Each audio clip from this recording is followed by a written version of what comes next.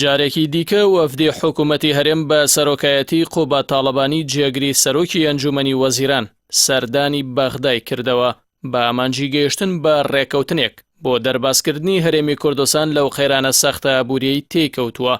بەپی ئەو داواکارانەی هەردوو لایەنە ئومێدی زۆر لە یەکگەیشتن بە ڕێکەوتنێکی یەکجارەکی نییە. حکوومەتی عێراق بە دوای ڕێکەوتنێکی ستراتیژی و هەمیشەییەوەیە. حکوومەتی هەرێمیش بە دوای ڕێکەوتنێکی کاتی کورد مەودایە تا ئەو کاتی لەم قەیرانە دارایی تێکەوتووە دەربازی ببێت. پرسی سەرەکی گفتوگۆکانی هەرێم لەگەڵ بەغداد بابەتی ڕادەستکردنی داهاتە فیدراڵیەکان و نەوتە. حکوومەتی هەرێم دەیەوێت کەمترین داهات ڕادەستی بەغداد بکات و زۆرترین بودجە لە عێراقەوە بەدەست بخات. بەڵام ئێستا عێراق بە دۆخێکی سەختی ئابووریدا تێپەڕ دەبێت.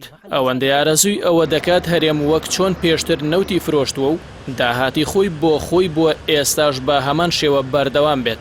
ماگەرەوەی ڕێکەوتنێکی کۆنکرێتی لەگەڵ ببەسێت و لە چوارچێوەی ئەو ڕێکەوتنەدا پەیوەندیە سیاسەکانی لەگەڵ هەرێم دابڕێژێتەوە بە جۆرێکە هەرێمی کوردستان زیاتر لە چوارچێوە فیدراڵیەکەی عێراقدا بهێڵێتەوە.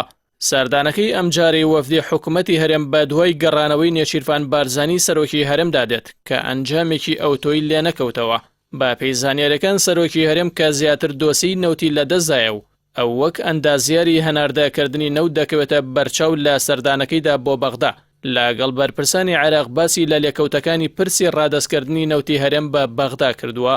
ئەوەی تا ئێستا لە نێوان وەفدی هەرێمی کوردستان و حکوومەتی فیدراڵدا قسەی لەسەر کراوە. ئەوەیە حکوومەتی هەرێم لە یەکێک لە پێشنیازەکاندا ئامادەی دەربڕیوە تەواوی داهاتی نەوت ڕادەستی بەغداد بکات.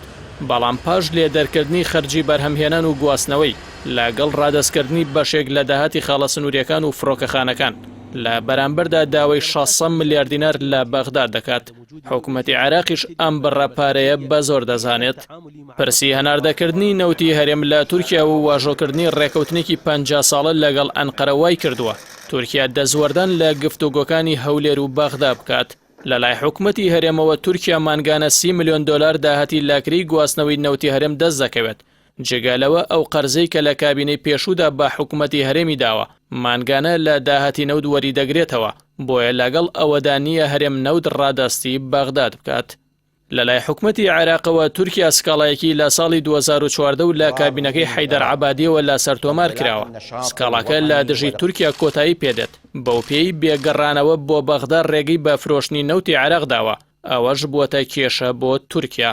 سکاڵاکە لەلایەن عادل عەبدولمەهدی لە سەرداوای هەرێم سکاڵاکەی ڕاگرت بوو. بەڵام تا ئێستا کەیسەکە دانەخراوە.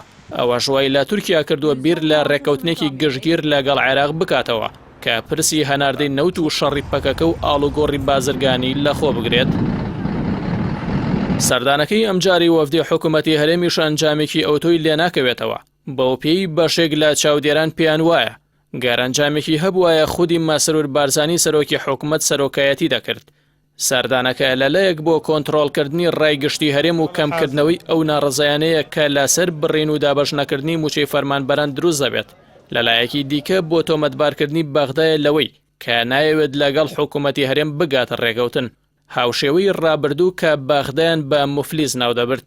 با بڕای چاودێران دزی و گاندەڵی و نەعەدالەتی کۆمەڵایەتی گەیشتووەتە ئاستێک. خەڵکی تر بەرگەی ئەو بارودۆخە سەختە ناگرێت. بە جۆرێک ناڕزایەتەکان لە ناوجەرگەی ژێردەسەڵاتی پارتیش بەرز بوونەتەوە. بۆیە ئەگەری ئەوە دەکرێت شەپۆلێکی مەترسیداری خۆپیشاندانی هاوڵاتیان لە تەواوی شارەکانی هەرێم دەست بە حیزبەکانی ناوحکوومەت دەست پێ بکات.